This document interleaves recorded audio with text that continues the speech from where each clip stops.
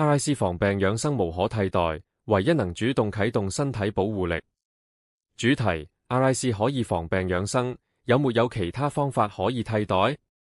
大家好，我係心臟專科李英兆醫生。好多朋友最近聽過 RIC 遠端缺血適應，知道佢係一種科學嘅防病養生方法。咁問題嚟啦，除咗 RIC，仲有冇其他方法可以做到防病養生？今日我哋就一齊拆解。重點一 ，RIC 嘅獨特性。RIC 嘅做法係用壓脈帶喺手臂度短暫加壓，令血流停幾分鐘，再放鬆。呢個少少壓力會刺激身體，啟動好多保護機制，例如抗氧化、抗炎，促進血管健康。科學研究已經證明 RIC 對心腦血管有獨特保護作用，仲已經寫入中國嘅專家共識。簡單講，RIC 唔需要食藥，唔需要打針，自己就做到，係一種主動養生嘅方法。重點二，其他防病養生方法。雖然冇方法可以完全取代 RIC， 但有幾種方式可以互補，幫身體更健康。中醫藥膳，用食材4勝5味去調理身體，平衡氣血。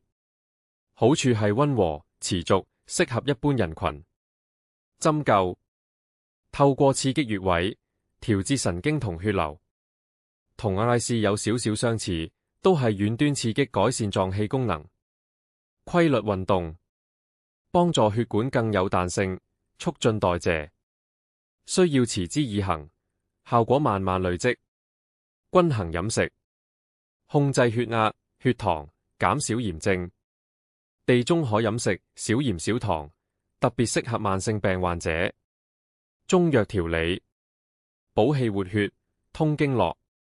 如果配合 RIC，效果可能1+1大於2。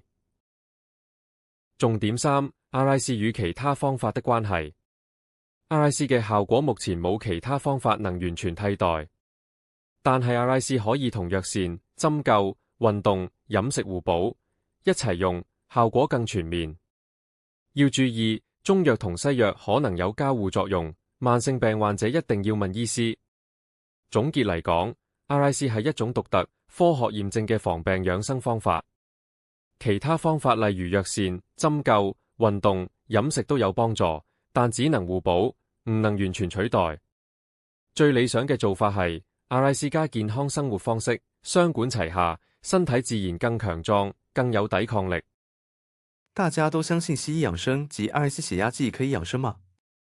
趕快購買一台新建 RIC 血壓計，天天養生吧！記得要掃 QR code。謝謝大家的收看，我是李英少醫師，我們下次見。